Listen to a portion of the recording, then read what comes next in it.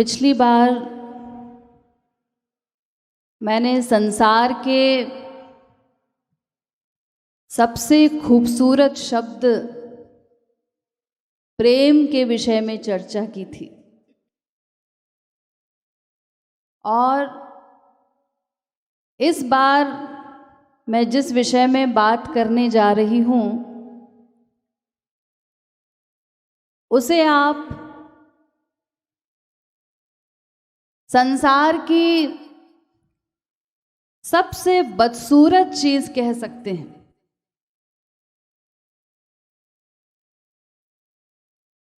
इतनी बदसूरत कि एक पाखाना खाते हुए सूअर को आप इजीली देख लेंगे, लेकिन उस चीज को आप नहीं देखना चाहते। वो चीज क्या है? क्रोध, गुस्सा। ये इतनी भयानक चीज है कि इसका सामना आप नहीं करना चाहते। सुंदर से सुंदर व्यक्ति भी जब क्रोध करता है तो उसकी आकृति इतनी भयानक हो जाती है कि आप उस व्यक्ति को देखना पसंद नहीं करते उस समय। यद्यपि क्रोध एक सूक्ष्म चीज है, अत्यंत सूक्ष्म, लेकिन फिर भी जब इसके रिएक्शंस होते हैं तो उस समय सामने आप उस व्यक्ति को नहीं देखते, बल्कि उस व्यक्ति के रूप में साक्षात क्रोध के ही दर्शन करते हैं। संसार में आज जितने भी लड़ाई झगड़े हो रहे हैं, चारों ओर जितनी अशांति है, उन सबका कारण ये क्रोध ही है। अपने चारों तरफ आज आप जिस समाज को देख रहे हैं, कैसा समाज? जहां पर 90% लोग अनावश्यक क्रोध के शिकार हो रहे हैं। बेमतलब का गुस्सा।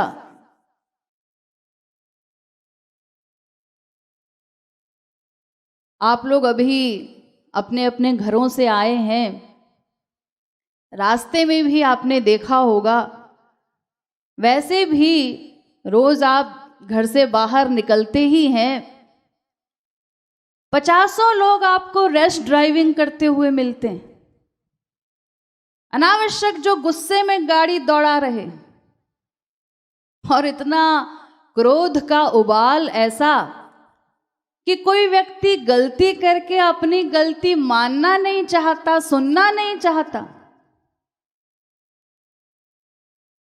किसी को अगर आप रोक दें उसकी गलती बताने के लिए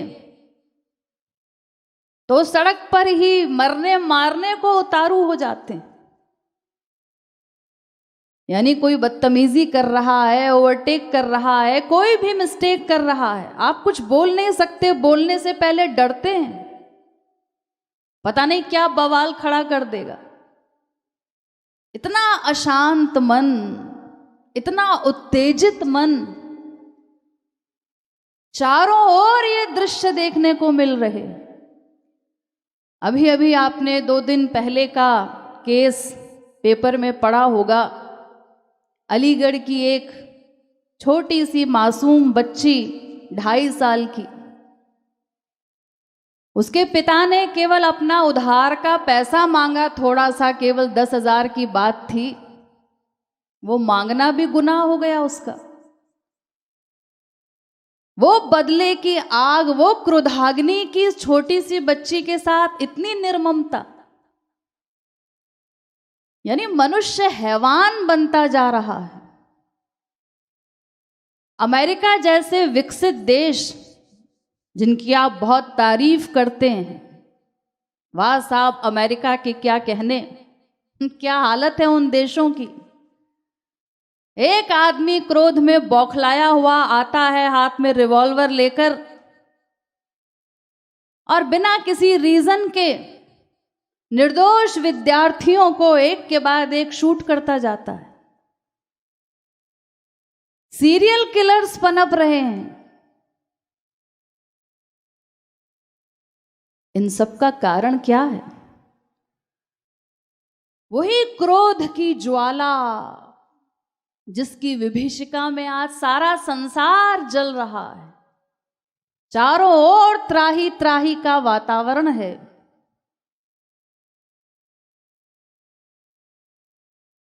अपने आसपास ही आप हजारों ऐसे लोगों को देखते होंगे जिनका ऐसा स्वभाव, या हो सकता है आप में से भी कुछ लोगों का ऐसा स्वभाव हो, बात बात में उत्तेजित होने का। जरा सी बात हुई नहीं कि गुस्सा उबल पड़ा, फूटने को तैयार बैठे रहते हैं, सारी मर्यादाएं भूल जाते हैं। ऐसी क्रोधाग्नि अंदर धधक रही है। तो ये क्रोध, ये वास्तव में मनुष्य की कमजोरी है,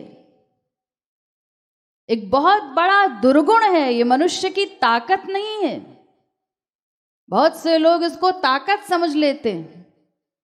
वो क्रोधित होने में ही अपनी शान समझते हैं, अपने आप को बहादुर मानते हैं। ये बहादुरी नहीं है, ये तो मनुष्य की कमजोरी है, बहुत बड़ी, बहुत बड़ा दुर्गुण है, सद्गुण नहीं है। इसीलिए किसी भी प्रकार इस पर कंट्रोल करना चाहिए।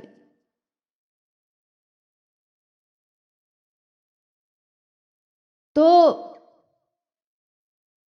इसको कंट्रोल करने के लिए सबसे पहले गहराई में हमें इसके विषय में समझना है कि क्रोध आखिर आता क्यों है, उत्पन्न क्यों होता है, इसका कारण क्या है।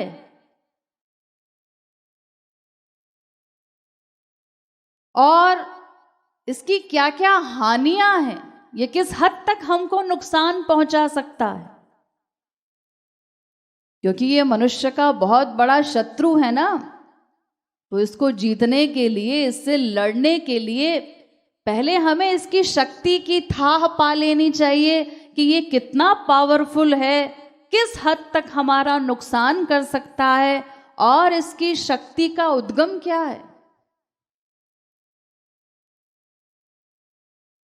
तो देखिए, सबसे पहले हम इसके कारण पर विचार करें। क्रोध क्यों आता है? भगवान श्री कृष्ण ने इसका मूल कारण बताते हुए कहा गीता में, कामात् क्रोधोऽभिजायते। क्रोध की उत्पत्ति कैसे होती है? कामना से। कामात् क्रोधोऽभिजायते, कामना से क्रोध की उत्पत्ति होती है। मनुष्य की कामनाओं का कोई अंत नहीं है। ढेरों कामनाएं हैं हमारी, दिन रात नई नई कामनाएं बना बना करके हम लोग परेशान हैं। तो जब हम कोई कामना बनाते हैं और वो कामना हमारी पूरी नहीं होती तो हमको क्रोध आता है। यानी क्रोध की जननी है कामना। अगर हम कामना न बनाएं तो उसके पूरा होने न होने का प्रश्न ही नहीं। इतनी कामनाएं हैं हमारी और हम चाहते हैं हमारी हर इच्छा पूरी हो। जो मैं चाहता हूं वो मुझे मिल जाए किसी भी प्रकार। कैसे भी चारों ओर जितने भी लोग हैं हमारे, वो सब मेरे अनुकूल हों, जैसा मैं चाहूं उसी के अनुसार वो भी कार्य करें, सब मेरे अनुकूल रहें, मेरी ही बात माने, मेरे ही अकॉर्डिंग चलें, जो कुछ मैं चाहूं सब कुछ मुझे मिल जाए। ये हमने अपना माइंडसेट बना लिया। ऐसा ही सोचकर हम चलते हैं कि जैसा मैं चाहूं बस वैसा ही हो। तो यही क्रोध का कारण है, हमारा कामना बनाना, और उस कामना के पूरी न होने पर क्रोध आ जाता है, हम अशांत होते हैं, फ्रस्ट्रेशन आ जाता है जब कोई कामना पूरी नहीं होती, वही क्रोध के रूप में निकलता है।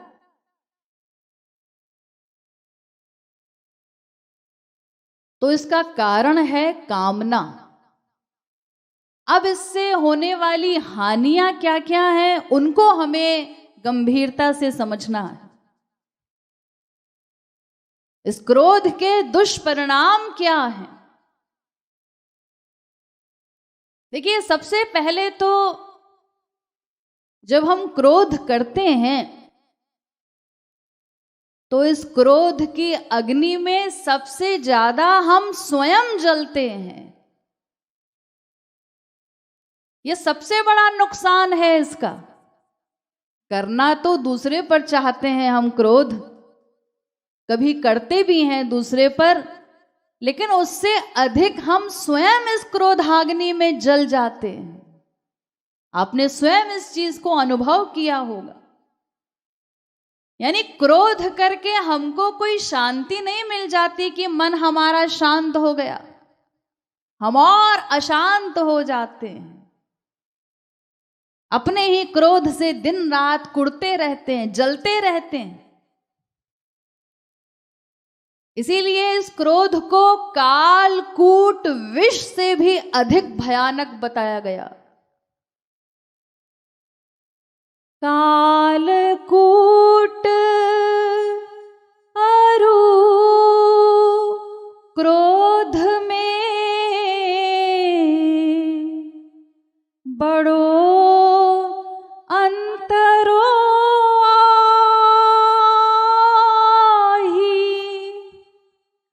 क्रोध स्वाश्रय को दहत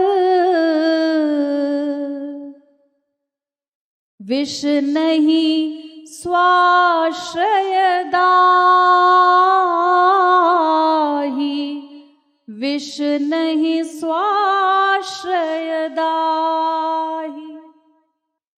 विष क्या करता है?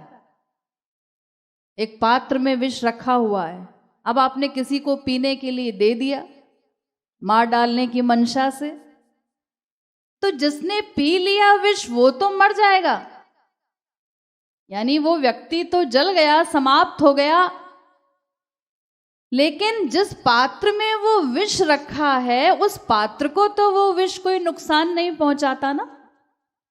किसी पात्र में विष रखा है तो जो विष पान कर लेगा, पी लेगा, उसको तो नुकसान होगा, लेकिन उस पात्र को तो कोई नुकसान नहीं होगा जिसमें विष रखा हुआ है।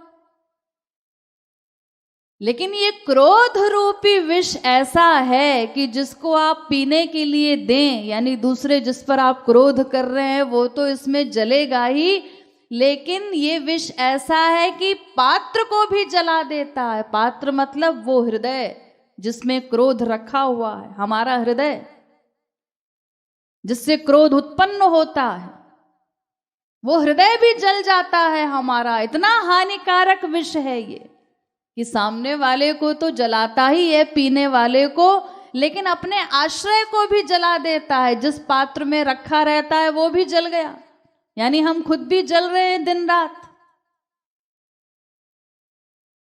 इसीलिए गौतम बुद्ध ने इस क्रोध के विषय में कहा कि क्रोध को पाले रखना उस गरम कोयले को पकड़े रखने के समान है जिसे हम दूसरे पर फेंकने की नीयत से पकड़े रहते हैं। अरे गरम कोयला जलता हुआ अगर हम पकड़ेंगे कि मुझे इसको दुश्मन पर फेंकना है, तो उससे पहले हाथ हमारा जलेगा ना उसको पकड़ने से। तो ऐसे ही दूसरे पर क्रोध करने के लिए हम अपनी क्रोधाग्नि को प्रज्वलित करें तो उसमें सबसे पहले हम स्वयं जल जाते हैं। इसीलिए तुलसीदास जी ने इसके विषय में कहा, क्रोध पित्त नित छाती जारा। जैसे एसिडिटी होती है तो उससे चेस्ट में जलन होती है, तो ऐसे ही ये क्रोध रूपी पित्त ये निरंतर हमारे हृदय को जलाता रहता है। संतोषी सदा सुखी क्रोधी जले दिन रात। वो दिन रात जलता रहता है क्रोध करने वाला। इसीलिए इस क्रोध की अग्नि को सबसे बड़ी अग्नि कहा गया। आन अग्नि नहीं क्रोध सम। इस क्रोध से बड़ी और कोई अग्नि नहीं हो सकती, क्योंकि देखिए दूसरी कोई भी अग्नि को जब आप जलाते हैं, दूसरे को जलाने के लिए आपने अग्नि जलाई, तो उससे आप स्वयं तो नहीं जल जाते। अरे कितने लोगों को चिता पर जलाते हैं, दाह संस्कार होता है उनका, लेकिन हम स्वयं तो नहीं जल जाते उस अग्नि को जलाने से। ऐसे ही दिन में 50 बार खाना बनाने के लिए, चाय बनाने के लिए हम आग जलाते हैं, लेकिन हम स्वयं तो नहीं जलते ना उस आग से।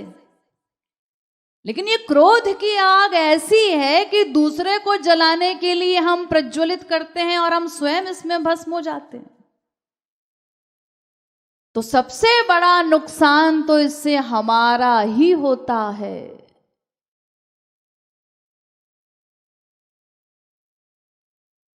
सबसे अधिक हानि हमारी होती है इससे।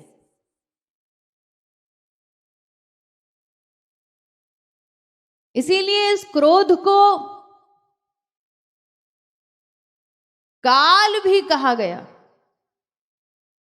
क्रोधो वैवस्वतो राजा, यानी ये क्रोध यमराज के समान है।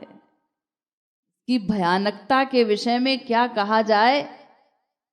कबीरदास जी ने कहा, जहां क्रोध तहां काल है। जहां क्रोध है वहां समझिए यमराज खड़ा है। आपने देखा होगा ना, संसार में क्रोध करने से, जोर से चिल्लाने से, चीखने से लोगों की मृत्यु तक हो जाती है। जब कोई व्यक्ति क्रोध कर रहा है, बहुत सी मृत्यु आपने ऐसी सुनी होंगी, चिल्लाते चिल्लाते हार्ट अटैक हो गया, पैरालिसिस हो गया, कुछ भी हो सकता है। अभी कुछ दिन पहले ही आपने एक न्यूज़ पढ़ी होगी, न्यूज़पेपर में फ्रंट पेज पर वो न्यूज़ थी एक बच्चे की। वो बच्चा पबजी गेम खेल रहा था, ऑनलाइन गेम, और गेम खेलते खेलते चिल्ला रहा था। तो चिल्लाते चिल्लाते उसी आवेश में वहीं उसकी मृत्यु हो गई खेलते खेलते। यानी इतना खतरनाक हो सकता है आवेश में उत्तेजित होना, जोर से चिल्लाना, ऊंची आवाज में बात करना, कि व्यक्ति की मृत्यु तक हो सकती है। और इसी क्रोध की अंतिम सीमा का ही परिणाम है मर्डर या सुसाइड कर लेना। क्रोध में क्या क्या नहीं हो जाता। और अगर कोई मृत्यु तक न भी पहुंचे तो भी वो प्राण घातक बीमारियों का शिकार हो जाता है। हार्ट बीट बढ़ जाना, हाई बीपी, टेंशन बढ़ जाना, सिरदर्द, नेगेटिविटी, बहुत सारे रोगों का शिकार हो जाता है वो व्यक्ति जो अति क्रोधी होता है। तो इसीलिए इसको काल कहा गया, काल के समान घातक है। और देखिए, क्रोध करने से हमारी समस्याएं कम नहीं होती, बल्कि समस्याएं और बढ़ जाती हैं। हम सॉल्यूशन चाहते हैं और समस्या से घिर जाते हैं। इसीलिए कबीरदास जी ने कहा, आवत गाली एक है, उलटत होय अनेक। कह कबीर नहीं उलटिए, वही एक की एक, वही एक की एक। कबीरदास जी कहते हैं, अरे जब सामने वाला गुस्सा करता है तो एक गाली देता है, वो एक गाली आई आपके पास, आपको सुनने को मिली। लेकिन अगर आपने भी क्रोध किया, उलटत होए अनेक, अगर आपने भी गाली दी तो फिर गालियों की बौछार शुरू हो जाती है। वो फिर थमने वाला सिलसिला थोड़ी ही है। इसीलिए वो कहते हैं, कह कबीर नहीं उलटिए, उलट करके तुम गाली मत दो, क्रोध न करो अगर, तो वही एक की एक, उसने जो एक गाली दी है वो एक ही रह जाएगी बस। फिर वो शांत हो जाएगा सामने वाला अपने आप। मौन नह कलह नास्ती, अरे जब आप चुप हो गए, आपने मौन धारण कर लिया, तो सामने वाला कब तक गुस्सा करेगा। और अगर हमने भी क्रोध दिखाया, हम भी गाली देने लगे, तो फिर वो नौबत मारपीट तक पहुंच सकती है, आगे कहीं तक भी पहुंच सकती है। तो इसलिए इससे समस्याएं और बढ़ जाती हैं। और गीता में भगवान श्री कृष्ण ने कहा, क्रोधात् भवति सम्मोहः, सम्मोहात् स्मृति विभ्रमः, स्मृतिभ्रंशात् बुद्धिनाशो, बुद्धिनाशात् प्रणश्यति। गीता 2:63। भगवान श्री कृष्ण कहते हैं, क्रोधात् भवति सम्मोहः, क्रोध से हमारी बुद्धि में मूढ़ भाव आ जाता है। उस मूढ़ भाव से फिर क्या होता है, सम्मोहात् स्मृति विभ्रमः, स्मृति भ्रम हो जाता है। यानी व्यक्ति को फिर कुछ याद नहीं रहता, उस समय कुछ होश नहीं रहता उसको, जब क्रोध हावी हो गया। और फिर स्मृति भ्रंशात् बुद्धि नाशो, जब कुछ याद ही नहीं रहा, होश ही नहीं है, तो उसके बाद बुद्धि भ्रष्ट हो जाती है। यानी वो कुछ सोच समझ नहीं पाता आगे कि मैं क्या कर रहा हूं। और इसीलिए बुद्धिनाशात् प्रणश्यति, बुद्धि का नाश होने से मनुष्य ही नष्ट हो जाता है। क्योंकि जब बुद्धि ही संतुलित नहीं रही, तो क्रोध में व्यक्ति का निर्णय सही नहीं हो पाता। अक्सर क्रोध में लिए गए डिसीजंस गलत ही होते हैं। वो गलत डिसीजंस आगे चलकर उसके लिए घातक सिद्ध होते हैं। तो क्रोध व्यक्ति की बुद्धि को ही भ्रष्ट कर देता है। और क्रोधी व्यक्ति सबकी नफरत का पात्र बनता है। अरे क्रोधी व्यक्ति से कौन बात करना चाहेगा, जो बात बात में तुनक जाता हो, इतना शॉर्ट टेम्पर्ड हो, तो कोई व्यक्ति उसके पास नहीं जाना चाहता, उससे बात नहीं करना चाहता, उससे कुछ शेयर नहीं करना चाहता, उसकी इमेज ही दूषित हो जाती। लोग कहते हैं, अरे उस मूर्ख से कौन बात करे, उसको तो मनुष्य कहना ही बेकार है, वो तो किसी एंगल से मनुष्य लगता ही नहीं, उसके ऊपर तो हर समय वहशीपना सवार रहता है, वो तो जानवर है एक नंबर का। जब देखो बात बात में लोगों को खाने को दौड़ता है। ऐसे व्यक्ति से कौन बात करना चाहेगा। आज आप किसी भी डिपार्टमेंट में चले जाइए, संसार में हर जगह पर अधिकांश ऐसे ही उत्तेजित लोग आपको दिखाई देते हैं। आप कहीं भी किसी भी डिपार्टमेंट में जाते हैं अपने किसी काम के लिए, कितने शांत प्रकृति के लोग आपको वहां मिलते हैं, जो बिल्कुल कूल होकर के आपसे बात करें, स्माइल देकर आपसे बात करें, आपकी प्रॉब्लम को समझें, आपकी हेल्प करने को तैयार रहें। ऐसे लोग कितने हैं। बाकी सब तरफ आपको झुंझलाते हुए, खींचते हुए, कुड़ते हुए, गुस्से में बात करते हुए लोग मिलेंगे। यहां तक कि डॉक्टर्स, जिनको लोग भगवान समझकर उनके पास जाते हैं, पेशेंट का जहां मामला है, जहां पर बेचारा पहले ही रोगग्रस्त है, उसे आपकी सहानुभूति की, आपकी केयर की, आपके प्यार की जरूरत है, उनके फैमिली मेंबर्स को भी सपोर्ट की आवश्यकता होती है। उस हॉस्पिटल में भी वो डॉक्टर्स को देखिए, चाहे वो नर्सिंग स्टाफ हो, अधिकतर लोग गुस्से में बात करते हुए मिलते हैं। तो आप कहते हैं ना, अरे भाई उस डॉक्टर के पास हमें नहीं जाना, वो हमेशा चिढ़ के बात करता है, गुस्से में बात करता है, उसके पास जाने का मन नहीं करता हमारा।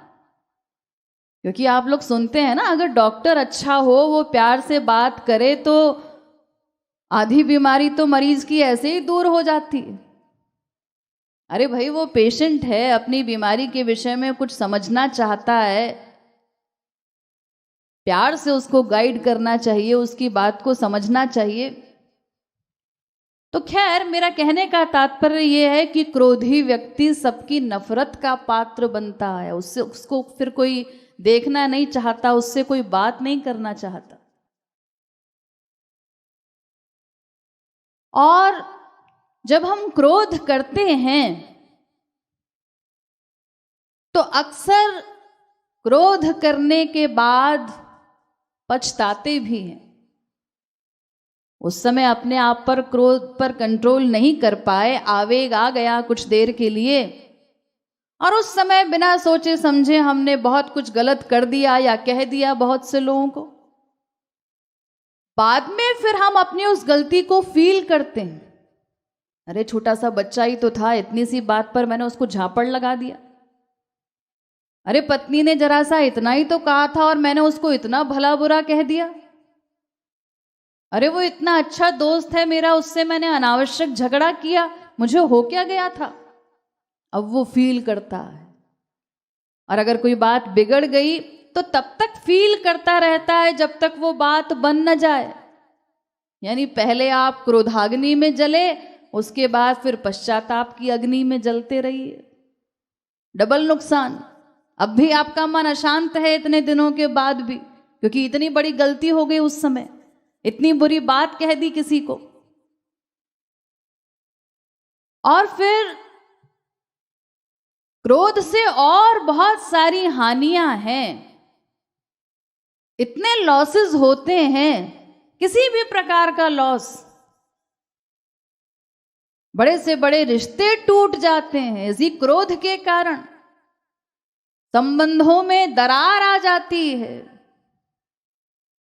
नौकरी छूट जाना, धन का लॉस, बहुत कुछ क्रोध की बलि चढ़ जाता है। और फिर ये जरूरी भी नहीं कि जो बात बिगड़ी है आपके क्रोध के कारण वो आगे चल के ठीक हो जाए, इसकी कोई श्योरिटी नहीं होती, कोई गारंटी नहीं।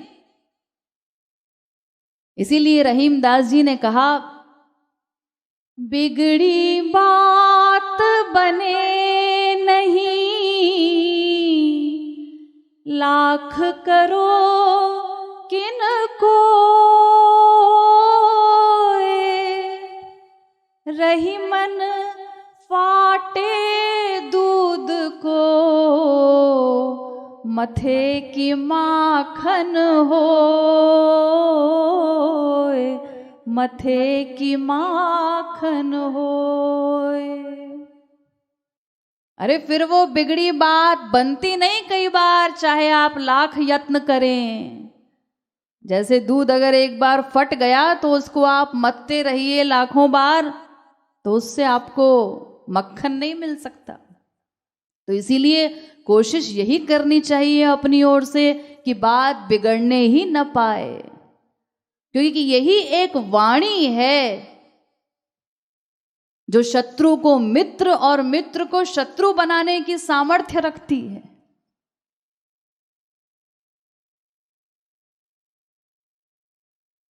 और इस क्रोध के विषय में यहां तक कहा गया गीता में, भगवान श्री कृष्ण ने इसको नरक का द्वार बताया है। त्रिविधम नरकस्येदं द्वारं नाशनमात्मनः कामः क्रोधस्तथा लोभस्तस्मादेतत्त्रयं त्यजेत्।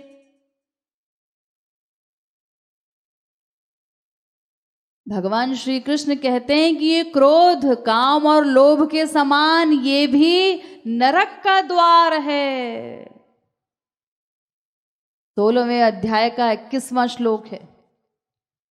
नरक का द्वार है ये क्रोध, यानी इससे मरने के बाद मनुष्य नरक को प्राप्त होता है, बुरी गति को प्राप्त होता है क्रोधी मनुष्य।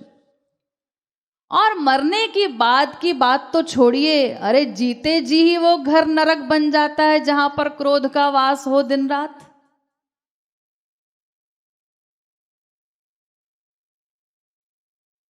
इस क्रोध से हमारी शक्ति का सबसे ज्यादा ह्रास होता है, एनर्जी लॉस। ये हालत हो जाती है क्रोध करते समय, आपने देखा होगा, अनुभव भी किया होगा। क्रोध करते करते आप कांपने लगते हैं, लड़खड़ाने लगते हैं, सांस फूलने लगती है। उस समय फिर आप कुछ काम करने की स्थिति में नहीं होते।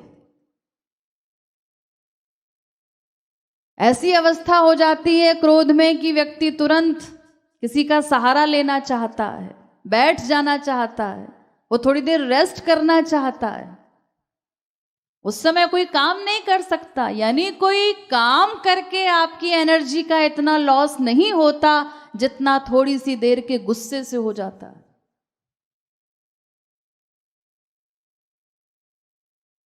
और फिर जो व्यक्ति बात बात पर क्रोध करता है, तो देखिए इतना अधिक गुस्सा करने का परिणाम क्या होता है। जिसका स्वभाव ही है बात बात में उत्तेजित होने का, तो उसके गुस्से का कोई प्रभाव ही नहीं रह जाता। एक छोटा सा बच्चा भी उससे डरना बंद कर देता है। वो बाप चाहे चिल्लाता रहे, बेटे को पता है ये तो दिन में 10 बार ऐसे ही चिल्लाते हैं, चिल्लाते रहेंगे, चिल्लाने दो, क्या फर्क पड़ता है, एक कान से सुनता है दूसरे से निकाल देता है। यानी वो गुस्सा करते करते उस व्यक्ति का गुस्सा ही दम तोड़ देता है, उसमें कोई दम ही नहीं रहता, उसकी बात का फिर कोई प्रभाव नहीं पड़ता।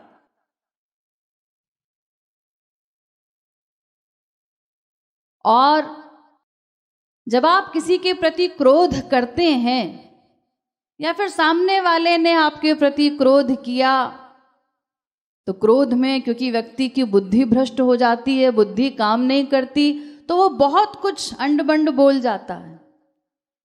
तो वो जो शब्दों के तीर निकलते हैं उस समय, उनसे जो घाव लगता है व्यक्ति को, आपको लगा या सामने वाले को लगा, वो घाव फिर जल्दी नहीं भरते।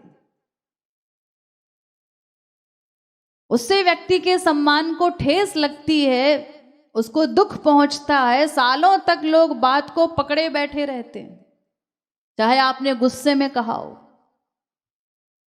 और फिर जब वो इतना उसको फील करते हैं, सालों तक उसका चिंतन करते हैं, उस बात को पकड़े बैठे रहते हैं, तो वो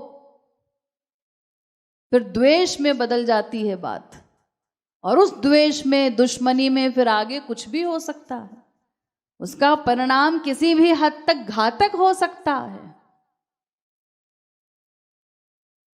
और देखिए, क्रोधी और मूर्ख व्यक्ति में फिर कोई अंतर नहीं रह जाता।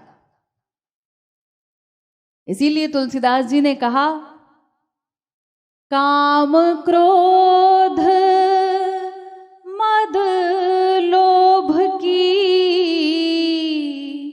जब लग मन में खान,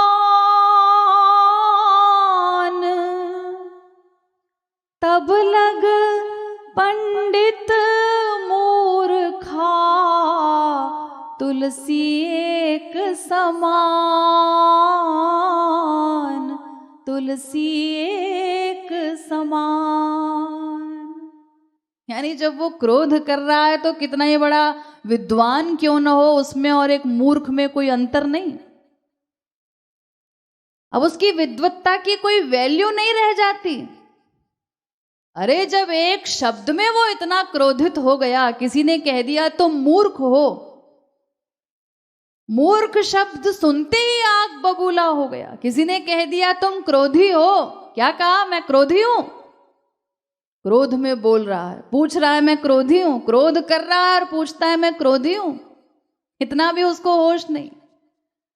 यानी अपने लिए एक शब्द सुनना नहीं चाहता, तो जब एक शब्द ने उस व्यक्ति को इतना मूर्ख बना दिया तो फिर उसकी समझदारी रही कहां, काहे का विद्वान।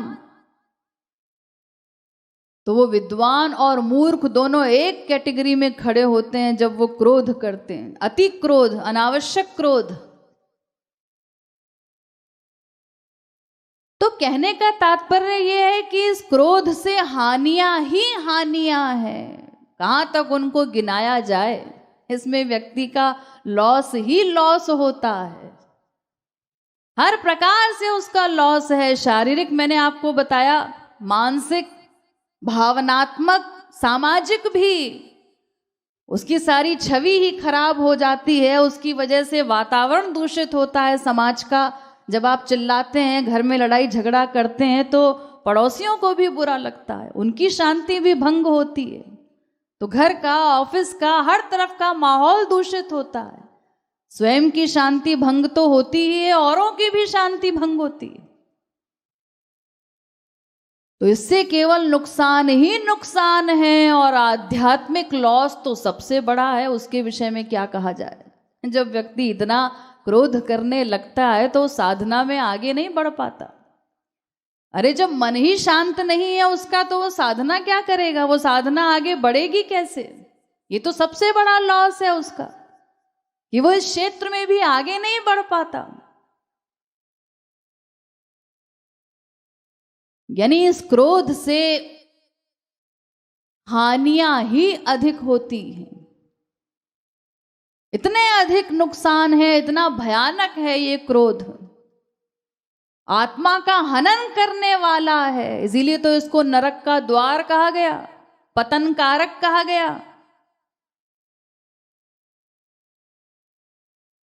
तो जब तक उचित परिस्थिति न हो, हर प्रकार से ये त्याज्य है। सांसारिक क्षेत्र में भी, आध्यात्मिक क्षेत्र में भी, दोनों क्षेत्रों में इससे नुकसान ही नुकसान है। तो हर व्यक्ति को जब तक उचित परिस्थिति न हो, इस पर कंट्रोल करना ही चाहिए। तो अब प्रश्न आता है कि कंट्रोल किया कैसे जाए, हम ऐसा क्या करें कि ये क्रोध हम पर हावी न हो, हम इससे बच सकें, इस पर कंट्रोल कर सकें। इसके लिए क्या किया जाए। बहुत सारे टिप्स हैं, बहुत सारी ऐसी बातें विचारणीय, जिन पर विचार करके, गंभीर चिंतन मनन करके, उनको प्रैक्टिकल अपने जीवन में उतार कर हम इस गुस्से पर काफी हद तक नियंत्रण कर सकते हैं। उसमें सबसे पहली बात तो यही है कि हम बार बार इसके परिणामों पर विचार करें, गुस्से से होने वाली हानियों पर विचार करें। यह भी जितनी बातें मैंने आपको बताई, वो सब हम हमेशा अपने माइंड में रखें, उनका रिवीजन करते रहें कि ये क्रोध कितना खतरनाक है, कहां तक हमारा लॉस कर सकता है। और फिर जिस पर मैं क्रोध करना चाहता हूं, जिस पर मुझे गुस्सा आता है, अगर मैंने क्रोध कर दिया तो उसका रिजल्ट क्या होगा, उसका परिणाम क्या होगा, और गुस्सा करने से मुझे मिलेगा क्या? अरे सबसे अधिक नुकसान तो मेरा ही होता है उसमें, मैं ही अशांत हो जाता हूं, उस अग्नि में जलता रहता हूं। तो क्रोध की हानियों पर, उसके दुष्परिणामों पर बार बार विचार करके, उनको हमेशा अपने माइंड में रख करके हम अपने गुस्से को कंट्रोल कर सकते हैं कि नहीं, मैं मूर्ख नहीं हूं, मुझे इतना हानि वाला काम करना ही नहीं है। अरे जिस काम में हमारा इतना लॉस हो हम अपने आप को बहुत बड़ा समझदार कहते हैं ना, तो कोई समझदार व्यक्ति हानि वाला काम कैसे करेगा? हम तो घोर स्वार्थी हैं, जिसमें अपना लाभ देखते हैं वो काम करना पसंद करते हैं। तो हमें वही काम करना चाहिए ना जिससे हमको कुछ लाभ मिले, और लाभ न मिले तो कम से कम इतनी बड़ी बड़ी हानियां तो न हो। तो इन पर विचार करना चाहिए, नंबर 1। और नंबर 2, हम ये विचार करें कि जो व्यवहार हम दूसरे व्यक्ति से अपने लिए नहीं चाहते कभी, वो व्यवहार फिर हम दूसरे के साथ क्यों करते हैं? अरे देखिए, कोई भी हमसे क्रोध में बात करता है, बात बात में हम पर चिल्लाता है, तो हमको अच्छा लगता है क्या? किसी को नहीं अच्छा लग सकता। अरे अच्छा लगने वाली बात ही नहीं है, अच्छी लगने वाली चीज ही नहीं है क्रोध की किसी को अच्छा लगे। हम भले ही किसी से गुस्से में बात करें, लेकिन कोई हमसे गुस्से में बात करे तो हमको फीलिंग होती है, बुरा लगता है। क्यों? अरे तुम खुद भी तो दिन भर गुस्सा करते हो, तो दूसरा व्यक्ति तुम पर गुस्सा कर रहा है तो बुरा क्यों लग रहा है? इसमें बुरा मानने वाली क्या बात है? तुमको तो खुश होना चाहिए कि हाँ, जैसे मैं गुस्सा करता हूं ये भी मुझ पे बरस रहा है। नहीं, क्योंकि इसके पीछे एक साइंटिफिक रीजन है। क्या रीजन? हम भगवान के सनातन अंश हैं, दिव्य आत्मा हैं, शरीर नहीं है ये, तो हमारा नकली स्वरूप है। मेन ओरिजिनल स्वरूप क्या है हमारा, जिसे हम मैं कहते हैं, असली मैं कौन हूं? भगवान का अंश, दिव्य आत्मा। ये सारे ग्रंथों का उद्घोष है। वेद कहता है, चिन्मात्रम श्री हरेरंशम सूक्ष्ममक्षरम अव्ययम कृष्णाधीनमिति प्राहुर्जीवम ज्ञान गुणाश्रयम। जीवात्मा भगवान का अंश है। गीता में आप लोग पढ़ते सुनते हैं, ममैवांशो जीवलोके जीवभूत सनातनः। ईश्वर अंश जीव अविनाशी, चेतन अमल सहज सुख राशि। रामायण। यानी हम भगवान के अंश हैं, तो प्रत्येक अंश अपने अंशी के गुणों से युक्त होता है। तो भगवान के अंश होने के कारण हम क्या पसंद करते हैं? सत्य पसंद करते हैं, झूठ नहीं पसंद करते। दया पसंद करते हैं, अहिंसा पसंद करते हैं, हिंसा पसंद नहीं करते। इन सब गुणों के प्रति नेचुरल प्यार है हमारा।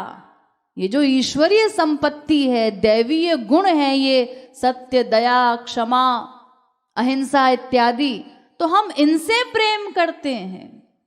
ये हमारा नेचुरल नेचर है।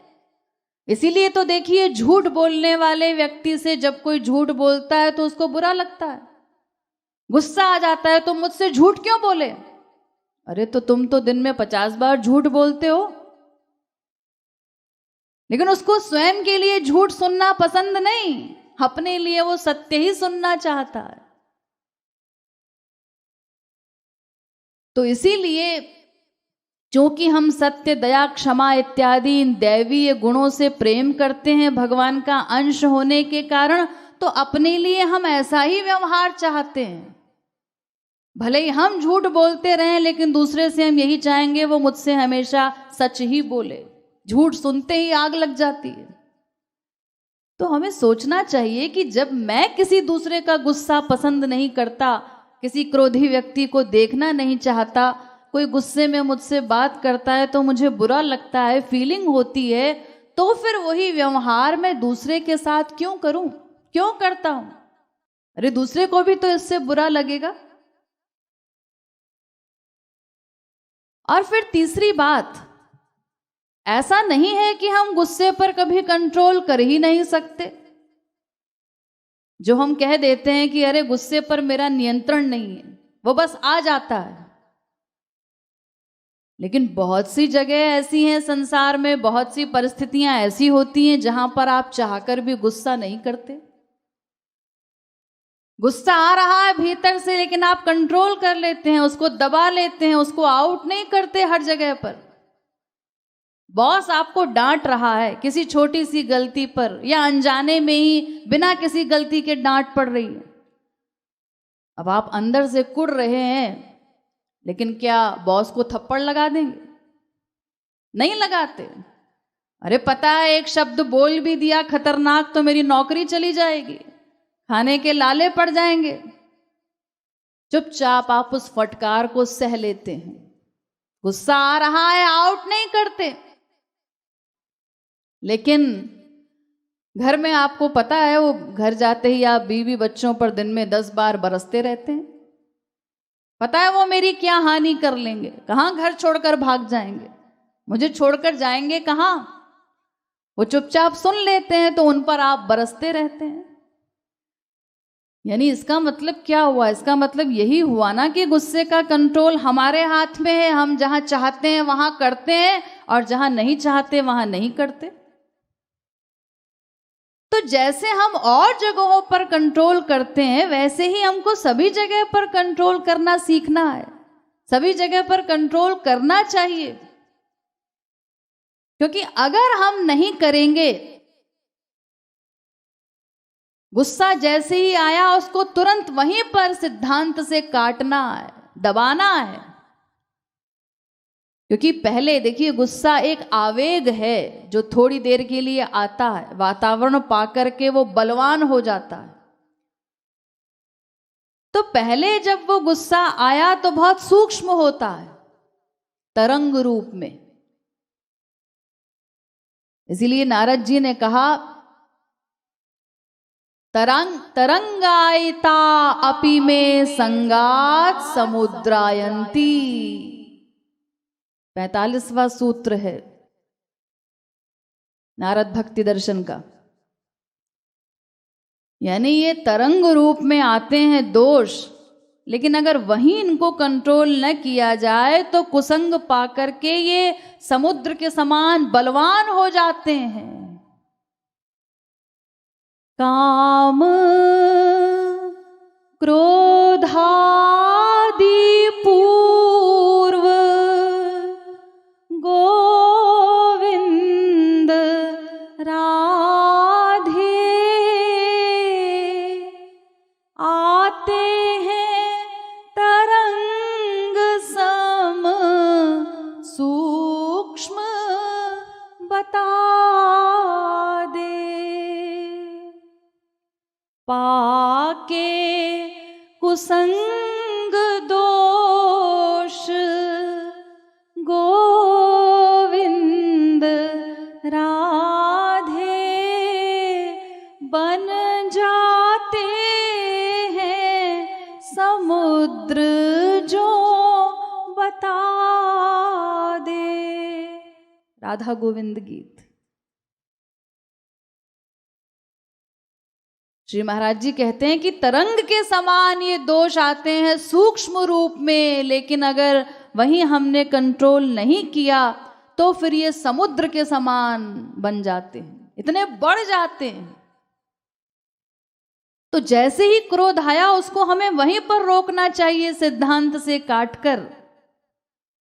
इन सभी बातों पर विचार करके, जैसे देखिए एक समझदार गृहिणी क्या करती है, खाना बनाते बनाते जरा सी चिंगारी उसकी साड़ी में लगी, कपड़े में लगी, तुरंत उसको दबा लेती उसी समय, ताकि वो आग बढ़ने न पाए। तो ऐसे ही जहां क्रोध का विषय आया, क्रोध आ भी रहा है, तो तुरंत हम उसको वहीं काट दें। इसका अभ्यास हमको करना होगा।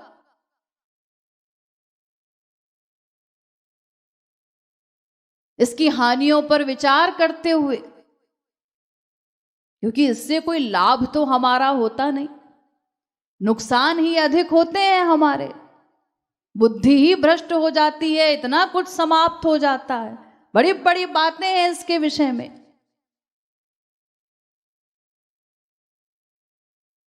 तो इसीलिए दूसरे के साथ जो व्यवहार, दूसरे से जो व्यवहार हम चाहते हैं, वही व्यवहार दूसरों से हमें करना चाहिए। और जैसे अन्य तमाम जगहों पर हम कंट्रोल करते हैं, ऐसे ही और सभी जगहों पर हम कंट्रोल कर सकते हैं। और सहनशीलता, क्षमाशीलता, इसके विषय में हमें यह भी समझना है कि ये सद्गुण है, कायरता नहीं है। कुछ लोगों को धोखा होता है कि हम अगर किसी की बात को सह लेंगे तो कायर कहलाएंगे। आपने सुना होगा ना, लोग संसार में ऐसा कहते हैं, अरे वो सामने वाला व्यक्ति इतना अपमान कर रहा था तुम्हारा और तुम चुप रहे, कैसे बेपानी के व्यक्ति हो, मैं होता तो दांत तोड़ देता उसके। इसमें बहादुरी समझते हैं, यानी क्षमा करना जैसे कोई अवगुण हो। तो क्षमाशीलता, क्षमा कर देना, किसी के गुस्से को सहन कर लेना, ये कोई दुर्गुण नहीं है, ये कोई कमजोरी नहीं है, कायरता नहीं है। हमें ये समझना होगा कि ये बहुत बड़ा गुण है। इतना बड़ा गुण कि वेदव्यास जी ने इसके विषय में कहा कि जो व्यक्ति किसी के क्रोध को सह लेता है, वो क्रोध करने वाले की और स्वयं की भी महासंकट से रक्षा करता है। इतना समझदार व्यक्ति है वो, इतना बड़ा गुण है उसके अंदर क्षमाशीलता का।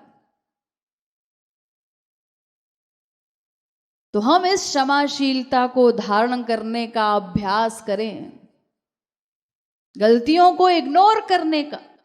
अरे किससे गलती नहीं होती, गलती हुई भी है किसी से तो हमें समझना है कि गलतियां होना तो स्वाभाविक है। मनुष्य से गलतियां नहीं होंगी तो और किससे होंगी? कोई भी मनुष्य यहां पर पूर्ण नहीं है। तो जैसे सामने वाले से गलती हुई है, हमसे भी 50 बार होती है।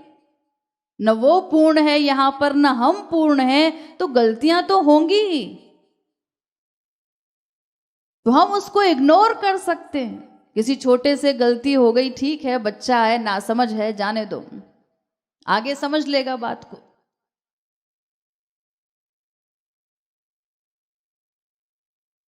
किसी नौकर से भी गलती हुई तो भी हम सोचें ठीक है, बेचारा अल्प बुद्धि है, मंद बुद्धि है, तभी तो नौकर है। इंटेलिजेंट होता तो हमारा बॉस होता ना, फिर नौकर क्यों होता?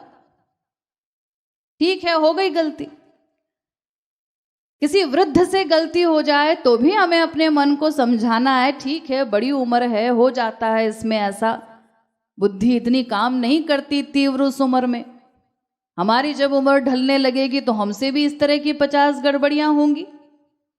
तो हम अपने से बड़ों पर चिल्ला कैसे सकते हैं, क्रोध कैसे कर सकते हैं?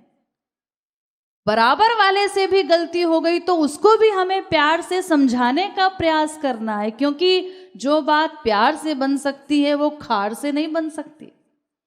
गुस्से में तो बातें और बिगड़ जाती हैं।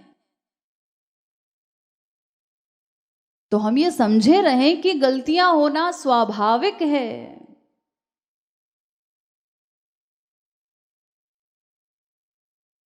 और हमेशा अपनी शक्ति पर विचार करें और अपने मन को ढील देना बंद करें।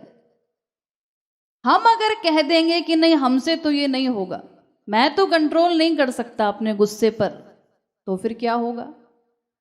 अरे मनुष्य नहीं करेगा कंट्रोल तो और कौन करेगा? किसको कहते हैं मनुष्य? 84 लाख योनियों में केवल एक ये मनुष्य की योनि ही तो ऐसी है, मनुष्य के पास ही तो केवल पुरुषार्थ की शक्ति है कि वो अपने पुरुषार्थ की शक्ति से कुछ भी कर सकता है। और इसी शक्ति के कारण तो देवता भी लालायित रहते हैं मनुष्य बनने के लिए। दुर्लभम मानुषम जन्म प्रार्थ्यते त्रिदशैरपि, नारद पुराण। देवता भी इसके लिए प्रार्थना करते हैं भगवान से कि हमको एक बार मनुष्य शरीर मिल जाए। मनुज देहमिमं भुवि दुर्लभम समधिगम्य सुरैरपि वांछितम। शंकराचार्य जी, सुरैरपि वांछितम, देवता भी जिसकी इच्छा करते हैं, ये वो मनुष्य देह हमको प्राप्त है जिसमें इतनी बड़ी शक्ति है पुरुषार्थ की कि यही मनुष्य शेर को भी हंटर के बल पर अपने वश में कर लेता है, उससे भी पैसा कमाता है सर्कस में, भक्ति करके भगवान को प्राप्त कर सकता है, उनको अपने प्रेम के वश में कर सकता है। इतनी बड़ी पावर है मनुष्य के पास। वो मनुष्य अगर अपने मन को ढील दे दे कि नहीं मुझसे तो ये चीज नहीं होगी, तो पहले ही हमारा मन इतना उच्छृंखल है, इतना बिगड़ा हुआ है, इसको अगर हम इस प्रकार स्वतंत्र छोड़ देंगे तो फिर इसकी उच्छृंखलता का आलम क्या होगा? फिर ये क्या नहीं करेगा, फिर तो इसको और लिफ्ट मिलेगी। करते जाइए क्रोध और अपना सर्वनाश। तो हमें अपनी इस पुरुषार्थ की शक्ति को पहचान करके अपने आप पर कंट्रोल करना है, अपने गुस्से पर कंट्रोल करना है।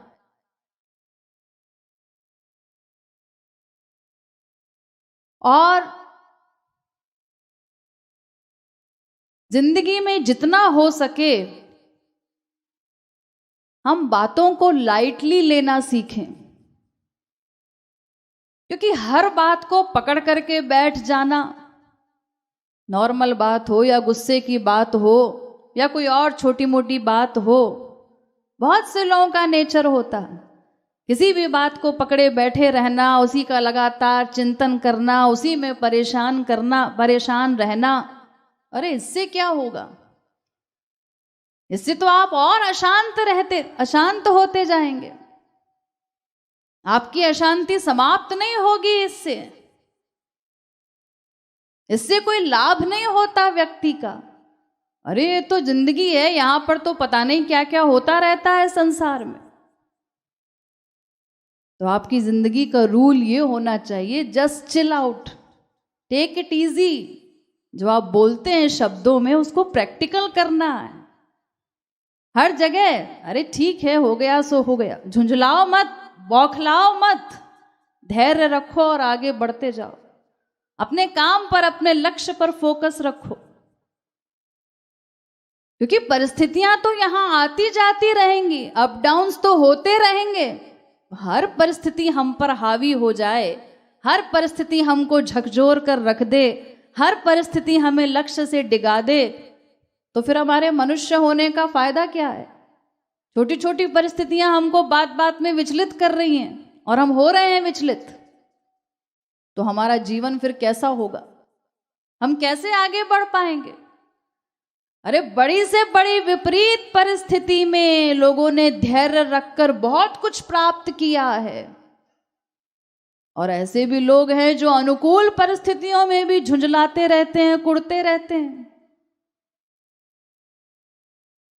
तो इसीलिए हर चीज को सीरियस ले जाना, इतना गंभीर चिंतन करना, चिंतन कर करके अपने मन को बिगाड़ना, ये सब ठीक नहीं है। तो जो बात हो गई सो हो गई, खत्म हो गई, उसको आप इतना फील ना करें। हर चीज को इतना सीरियस लेना जरूरी नहीं होता। और हमें अपने आहार पर भी इसके लिए ध्यान देना चाहिए। आप लोग सुनते हैं ना, जैसा खाओगे अन्न वैसा बनेगा मन। जैसा अन्न आप खाते हैं तो हमारे विचारों पर भी उसका फर्क पड़ता है। अब आप बिना सोचे समझे जंक फूड, फास्ट फूड जो भी मिला दिन भर खाए जा रहे हैं। स्पाइसी भी खा लिया, डीप फ्राइड भी, किसी से परहेज नहीं करते, और जिस समय मिल गया जो मिल गया सब खाना शुरू कर दिया, अपने आहार पर ध्यान नहीं देते, तो फिर उसका परिणाम क्या होगा? अरे पहले ही इतना दूषित वातावरण है, इतनी कमजोर पाचन शक्ति है, पहले ही हम इतनी चीज़ों से परेशान हैं, इतनी बीमारियां हैं, और जब अंड बंड ठूस लिया, अपने आहार का भी ध्यान नहीं रखते, तो फिर हमारा पेट अक्सर गड़बड़ रहता है। दिन में 10 बार प्रॉब्लम हो रही है तो हम इतना इरिटेट हो जाते हैं अपनी ही बीमारी से, अपनी ही पेट की समस्याओं से तमाम, कि कोई व्यक्ति उस समय बात भी करे तो आप झुंझलाते हैं, बात भी नहीं करना चाहते, क्योंकि आप कंफर्टेबल फील नहीं कर रहे हैं, क्योंकि खा ही इतना ओट पटांग लिया है, उसको पचाना मुश्किल हो रहा है, वो हजम ही नहीं हो रहा है।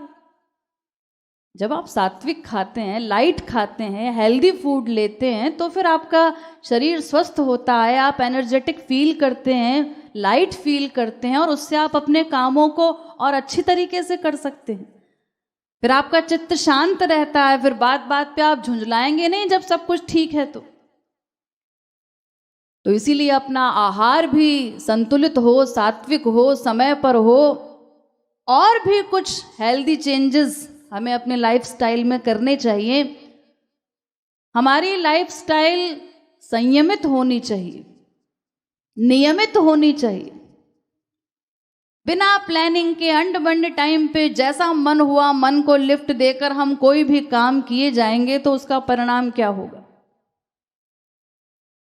आज तो बहुत अच्छी मूवी आ रही है, रात को 12 बजे तक, 1 बजे तक देख रहे हैं। अब 2 बजे तक अगर सोएंगे तो कब तो उठेंगे और किस प्रकार दूसरे दिन फील करेंगे?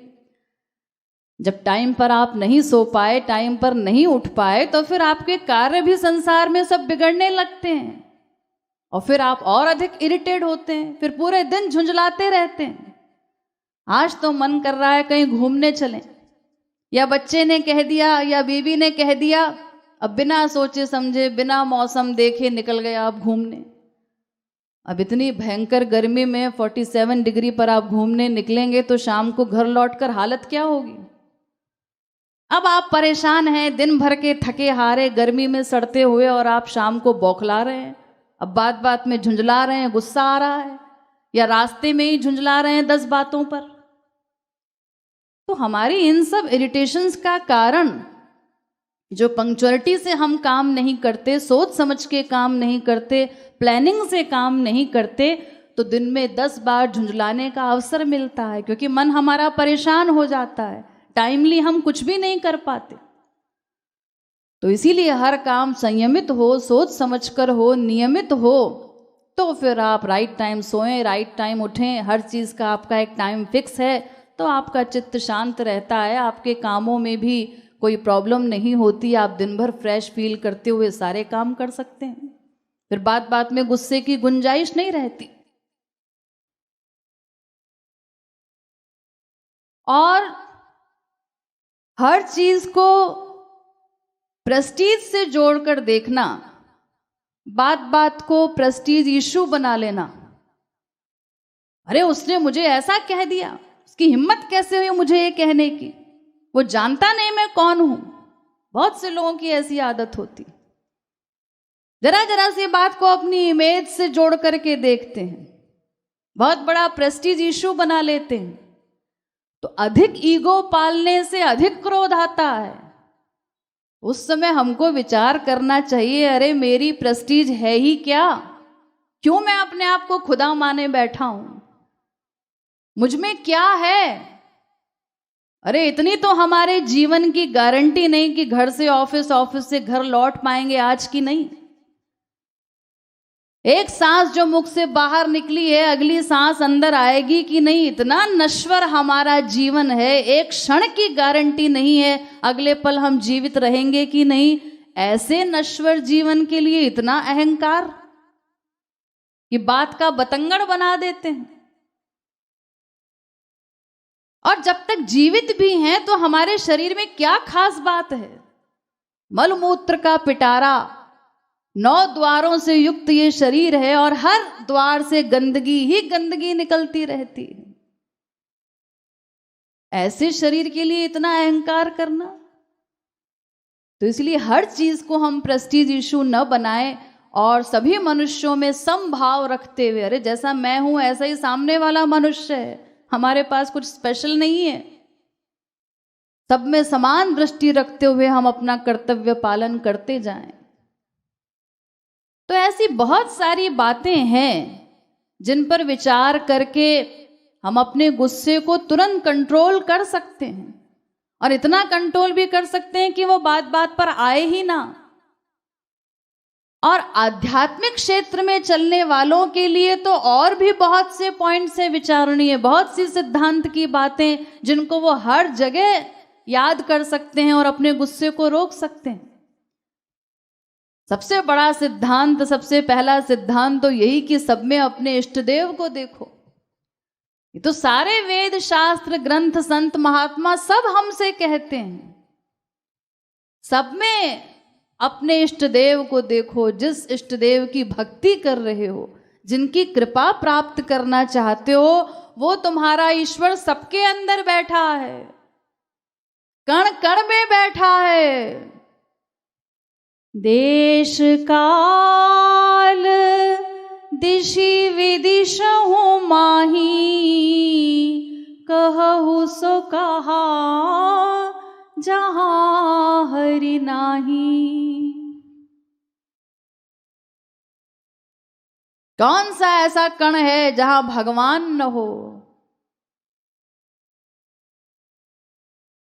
तो सर्वत्र जब हम उनको देखेंगे, सामने वाले पर क्रोध आ रहा है, तो उस समय अगर हम ये सोचें, अरे जिस पर मैं क्रोध करने जा रहा हूं उसके अंदर भी तो मेरे इष्ट देव बैठे हैं, उनको कितना बुरा लगेगा, वो मुझे देख रहे हैं, वो क्या सोचेंगे कि ये मेरी भक्ति करता है, मेरी कृपा प्राप्त करना चाहता है और इस प्रकार से बरसता है। उनको अच्छा नहीं लगेगा ये देख करके। इसीलिए मुझे गुस्सा नहीं करना है, मुझे तो अपने इष्ट देव की कृपा प्राप्त करनी है। तो सर्वत्र अपने इष्ट देव को देखने का अभ्यास करें। और नंबर 2, हमें यह भी सोचना है कि जब तक माया रहेगी, माया के ये सभी विकार सबके अंदर रहेंगे। जब तक माया का आधिपत्य है, यानी सभी मायाबद्ध जीव हैं, तो सभी के अंदर ये विकार हैं। वातावरण पाकर के कभी किसी का कोई दुर्गुण आउट हो जाता है, कभी किसी का कोई विकार आउट हो जाता है, लेकिन ये रहेंगे सब। भगवत प्राप्ति से पहले ये नहीं जाएंगे। पूरी तरह से तो भगवत प्राप्ति पर ही ये विकार समाप्त होते हैं, जब माया समाप्त होती है। तो जब तक माया रहेगी, ये सभी विकार सामने वाले के अंदर भी हैं, मुझ में भी हैं, तो फिर मुझे बुरा क्यों लगा उसने कुछ कह दिया तो? अरे हम तो सारे विकारों से युक्त हैं ही। भगवत प्राप्ति से पहले कौन कामी क्रोधी लोभी मोही नहीं है? सारे विकार हमारे अंदर भरे हुए हैं। तो हमें सोचना है कि सभी व्यक्ति 3 गुणों के अधीन है, त्रिगुण के अधीन है। तो उस त्रिगुण के अनुसार सभी का व्यवहार समय समय पर बदलता रहता है। कभी कोई गुण हावी हो गया, कभी कोई गुण हावी हो गया, तो कभी सात्विक भावना हो गई, कभी राजस, कभी तामस। और उन्हीं गुणों के अनुसार व्यक्ति का व्यवहार बदलता रहता है। तो हर समय जैसा मैं चाहूं सब कुछ मेरे अकॉर्डिंग नहीं हो सकता। इसीलिए संत नारायण दास ने कहा, तेरे भावे जो करे, भलो बुरो संसार,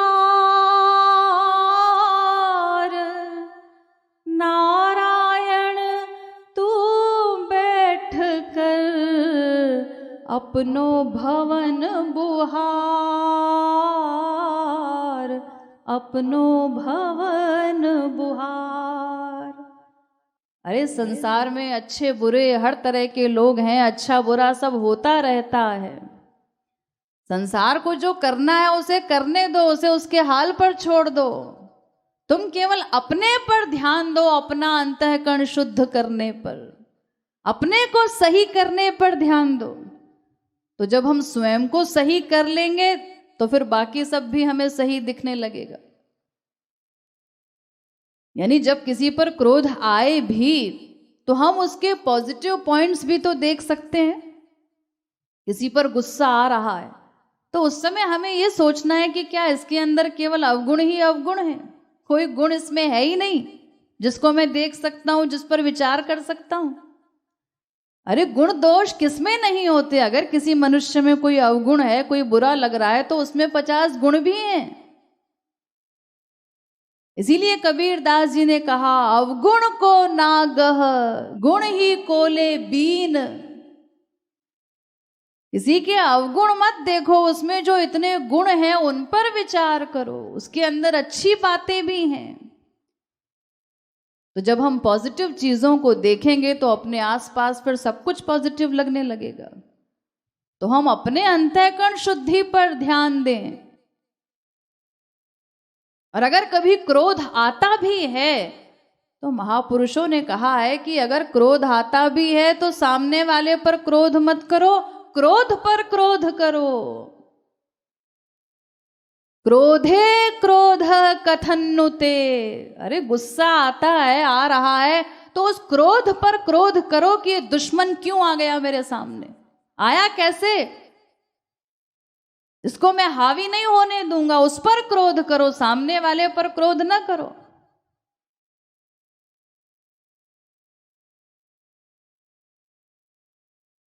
तो हमें यह समझना है कि सभी माया के अधीन हैं, इसीलिए गुण दोष सभी के अंदर हैं। ये सारे विकार मायाबद्ध सभी जीवों के अंदर हैं, मुझ में भी हैं, सामने वाले में है। तो ये सोचकर अपने आप को रोकना है, गुस्सा करने नहीं देना है।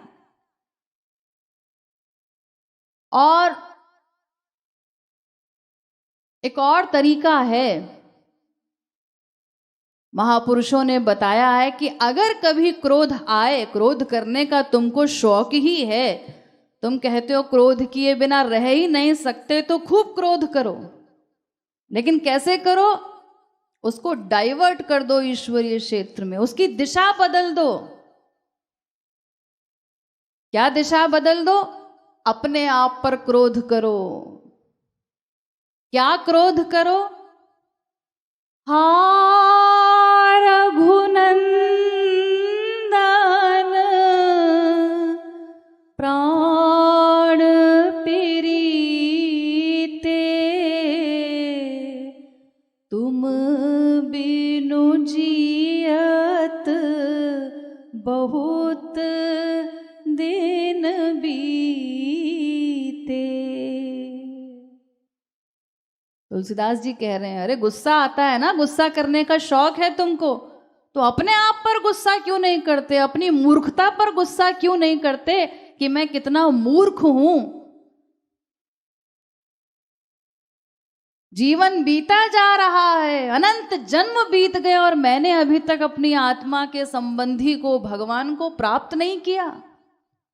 उनका होकर के मैं उनसे दूर हूं और इस नश्वर देह को मैं मानता हूं, नश्वर जगत को अपना मानता हूं। अपनी मूर्खता पर क्रोध करो, अपनी दयनीय स्थिति पर क्रोध करो कि दिन में 50 बार माया के जूते चप्पल खा के भी आंख क्यों नहीं खुलती, क्यों सत्य को स्वीकार नहीं करना चाहते, क्यों बार बार उसी संसार में आसक्त होते हैं जहां पर दुख के सिवा कुछ नहीं मिलता, क्यों यहां से वैराग्य नहीं होता। इस प्रकार क्रोध करो। श्री महाराज जी का भी एक पद आप लोग पढ़ते सुनते होंगे, उसमें भी यही भाव है, क्रोध ही है घनश्याम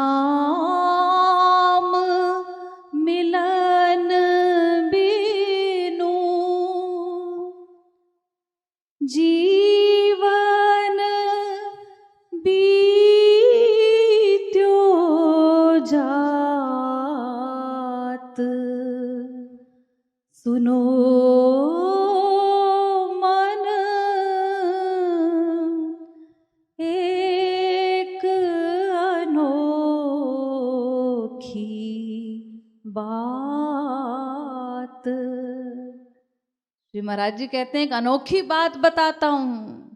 बहुत परेशान हो ना काम क्रोध इत्यादि अपने विकारों से, डरो मत इनसे, घबराओ मत, इनको भगवान की ओर मोड़ दो। लोभ रखने का शौक है तो लोभ रखो, लेकिन ये लोभ कि मेरा भगवत प्रेम बढ़ता जाए, निरंतर बढ़ता जाए। अरे संत से बड़ा लोभी और कौन होगा? दिन रात उनको यही लोभ रहता है, मेरा भगवत प्रेम बढ़े। क्रोध करना है तो यही क्रोध करो कि वो अब तक मिले क्यों नहीं, अपने आप को धिक्कारो। और इसके साथ ही हम अगर अपनी साधना पर ध्यान केंद्रित रखें, मेरा लक्ष्य क्या है, उसको सदैव अपने सामने रखकर अपनी साधना पर ध्यान दें, उसको बढ़ाने का अभ्यास करें, तो जितनी जितनी हमारी साधना बढ़ेगी, जितनी जितनी हमारी साधना बढ़ी, उतनी उतनी हमारी स्पिरिचुअल पावर भी बढ़ती जाएगी। और जितनी स्पिरिचुअल पावर बढ़ती जाएगी, उतने उतने ये दोष ऑटोमेटिक कम होते जाएंगे। इसको आप फिर अपने अंदर रीड भी कर पाएंगे, अपनी शरणागति को, अपनी साधना को नोट भी कर पाएंगे कि मैं आगे बढ़ रहा हूं कि नहीं। तो अपनी साधना पर ही ध्यान जब हम केंद्रित रखेंगे तो फिर बात बात को हम सीरियस लेंगे ही नहीं, फालतू बातों पर ज्यादा विचार करेंगे ही नहीं। जो हो गया सो हो गया, आप ये समझे रहेंगे अरे भाई ठीक है, जो हो गया उसको हम बदल तो सकते नहीं। ये बात सभी को समझनी चाहिए कि जो हम क्रोध करते हैं गलती हो जाने पर, तो हमें ये भी सोचना चाहिए कि जो गलती हो चुकी है उसको तो हम बदल नहीं सकते। मान लीजिए बच्चे ने कप तोड़ दिया, तो अब टूट गया सो टूट गया, आपके गुस्सा करने से वो कप जुड़ तो जाएगा नहीं, उस नुकसान की भरपाई तो हो नहीं जाएगी। पैसे गिर गए या उसने खो दिए कहीं, तो वो तो अब दोबारा मिलने से रहे। तो अब गुस्सा करने से क्या होगा? तो अब आप उसको, उस सिचुएशन को अगर और तरीके से हैंडल करें, अगर प्यार से उस बच्चे को समझाएं, तो आपकी उस बात का ऐसा असर होना चाहिए बच्चे पर, आप प्यार से उसको बताएं तो उसको भी अपनी गलती रियलाइज हो कि हाँ मम्मी ठीक कह रही है, मेरी लापरवाही से ही कप टूटा है। अगर मैंने ध्यान से काम किया होता, हड़बड़ी न की होती, तो ये कप न टूटता, आगे बड़ा नुकसान भी हो सकता है। मुझे धीरे धीरे धैर्य से काम करना चाहिए, जल्दबाजी में नहीं करना चाहिए, केयर से काम करना चाहिए। तो जब आप प्यार से समझाते हैं तो सामने वाले को भी फीलिंग होती है, उसको गलती का रियलाइजेशन होता है और सुधरने के चांसेस ज्यादा रहते हैं। तो हर बात के लिए आग बबूला होना आवश्यक नहीं है, शांत रह करके भी हम उसके सॉल्यूशन पर विचार कर सकते हैं। तो हम अपनी साधना पर ध्यान दें और अपनी कामनाओं को नियंत्रित रखें। ये जो एक के बाद एक नई कामना बनाने की आदत है, तो हमें ये समझना चाहिए कि इन कामनाओं का तो कोई अंत ही नहीं है। अरे अगर संसारी चीजें मिल जाने से, कामनाएं पूरी हो जाने से संसार सुखी हो जाता, तो बड़े बड़े लोगों के पास तो फिर कोई दुख ही ना होता, वो तो अशांत होते ही ना। लेकिन आप कितने ही करोड़पति अरबपति लोगों को देख लीजिए, चाहे इंग्लैंड अमेरिका चले जाइए, किसके पास दुख नहीं है, किसका मन अशांत नहीं है। जितनी हमारी कामनाएं पूरी होती जाती हैं, उतनी कामनाएं बढ़ती जाती हैं। इन कामनाओं का कोई एंड नहीं है। अरे स्वर्ग सम्राट इंद्र भी बेचारा कामनाओं का गुलाम है, उसको शांति नहीं है, तो हमें कहां से मिल जाएगी? वो तो भगवत प्राप्ति पर ही लक्ष्य हल हो सकता है, जो हम चाहते हैं आनंद पाना, वो संसार के सामान पाने से नहीं हो जाएगा। संसार के बड़े से बड़े सामान, सुख सुविधा पाकर हम आनंदित नहीं हो सकते। ये सब सिद्धांत हमें समझना होगा और सदा अपने मस्तिष्क में रखना होगा।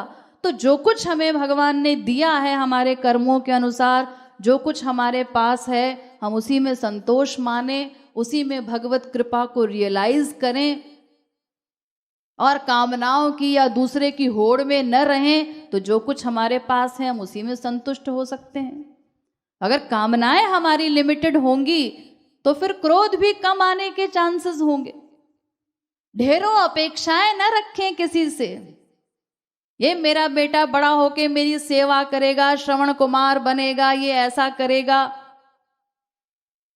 इस प्रकार की अपेक्षाएं जो दूसरे व्यक्ति से हम रखते हैं, तो वो अपेक्षा जब हमारी पूरी नहीं होती, वो बच्चा हमारी अपेक्षाओं पर खरा नहीं उतरता, तो फिर हम फ्रस्ट्रेटेड होते हैं, तब फिर हमको गुस्सा आता है। तो इसीलिए अपनी कामनाओं को, अपेक्षाओं को सीमित रखें, नियंत्रित रखें, तो फिर गुस्से के चांसेस भी कम होंगे। तो इस प्रकार इन सारी बातों पर बारंबार हमको विचार करना है, इनका रिवीजन करते रहना है। बहुत अच्छी मेमोरी नहीं है हमारी कि एक बार सुन लिया तो हमेशा याद रहेगा। बार बार बार बार बार बार सिद्धांत का रिवीजन होना चाहिए, उसका मनन होना चाहिए, तब वो बातें धीरे धीरे हमारे मस्तिष्क में बैठती हैं। फिर जहां जहां आवश्यकता है हम प्रैक्टिकल उसको अप्लाई करें। तो इन सब बातों पर विचार करें और जहां तक हो सके क्षमाशीलता का अभ्यास करें, क्षमा करने का, क्योंकि ये तो एक महान गुण है, भूषण है। जिसका विशाल हृदय है, जो बड़े दिल वाला है, जो महान है, वही माफ कर सकता है। क्रोध करना तो संकीर्णता का परिचायक है। जिसका हृदय इतना संकुचित है कि वो दूसरे के किसी विचारों की कोई वैल्यू ही नहीं है उसके मस्तिष्क में, केवल स्वयं को ठीक समझता है, ऐसा संकीर्ण हृदय व्यक्ति ही बात बात में क्रोध करता है, उत्तेजित होता है। विशाल हृदय वाले क्षमा करते हैं।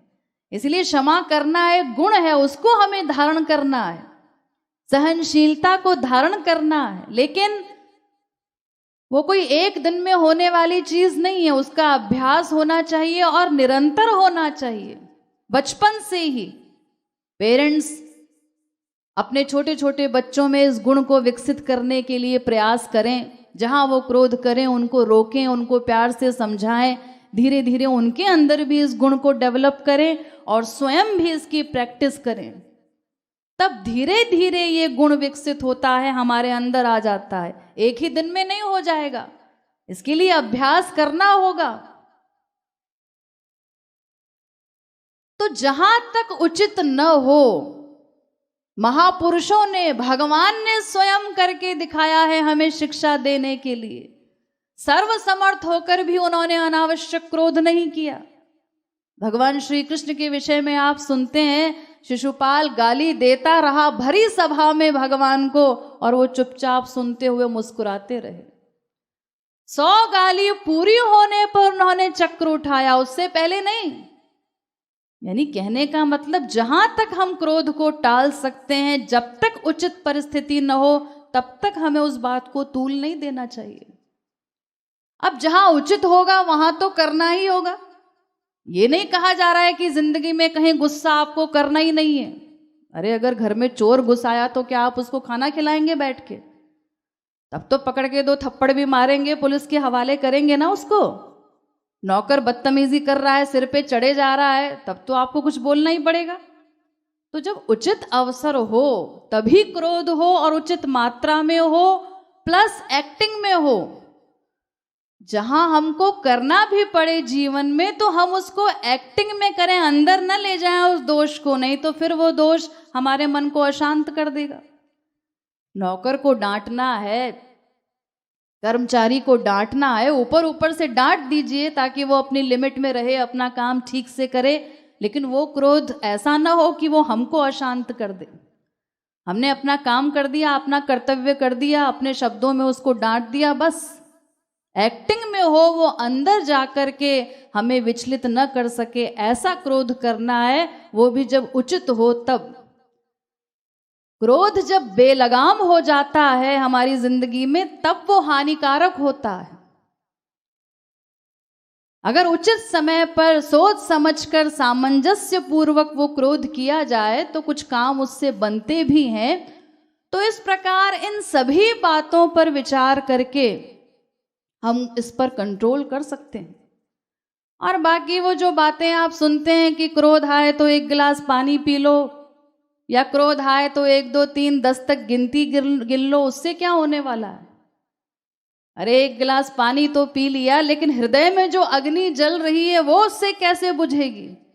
पानी पी के तो और बोलने की ताकत आ जाएगी। इतनी सी देर में आपका गुस्सा शांत थोड़ी हो जाएगा। हृदय में जो क्रोधाग्नि भड़क रही है, आप अभी भी जल रहे हैं, कुड़ रहे हैं, उसका सॉल्यूशन ये 1 गिलास पानी नहीं है। वो तो आप तब भी जलते रहेंगे, पानी पीने के बाद भी क्रोध कर सकते हैं। 1 2 3 10 गिन लिया, गुस्सा शांत नहीं हुआ, तब फिर आप 10 गिनने के बाद गुस्सा करेंगे। तो हमारे अंदर जो क्रोधाग्नि जलती है उसको शांत करने के लिए सिद्धांत रूपी जल चाहिए। उससे आप उस अग्नि को बुझा सकते हैं। बाकी किसी एंगर मैनेजमेंट रूम में जाना इसका सॉल्यूशन नहीं है। अमेरिका इत्यादि देशों में आजकल ऐसे ऐसे जिम बन रहे हैं, स्पेशली क्रोधी लोगों के लिए बनाए जा रहे हैं। तो गुस्सैल लोग क्या करते हैं, वहां जाकर के अपने गुस्से को शांत करने के लिए वो कोई भारी चीज लेकर के, हथौड़ा ले लिया, कुछ ले लिया, और सामानों को तोड़ते हैं, उठापटक करते हैं, उठाकर फेंकते हैं। भले ही बाद में इसका सारा पैसा उनको चुकता करना पड़े कि क्या क्या तोड़ा है गुस्से में, उससे उनको परहेज नहीं। ये एंगर मैनेजमेंट हो रहा है, ये बीमारी की दवा है। हमारे इंडिया में भी हो रही हैं ऐसी चीजें। नोएडा में एक बहुत पॉपुलर कंपनी की एक महिला ने बताया कि हमारे ऑफिस में एक पंपी आउट एंगर नाम से अलग से रूम बना हुआ है। उस रूम में क्या होता है, वहां पर दीवार के सहारे कई बॉक्सिंग पिलो लटके हुए हैं। तो जब हमें किसी के ऊपर गुस्सा आता है तो हम उस रूम में चले जाते हैं और उस बॉक्सिंग पिलो पर उस व्यक्ति का चेहरा इमेजिन करके और मुक्के मारने लगते हैं। यानी बॉस का रूप ध्यान करो उस पिलो पर और उसके बाद घूंसे मारते जाओ।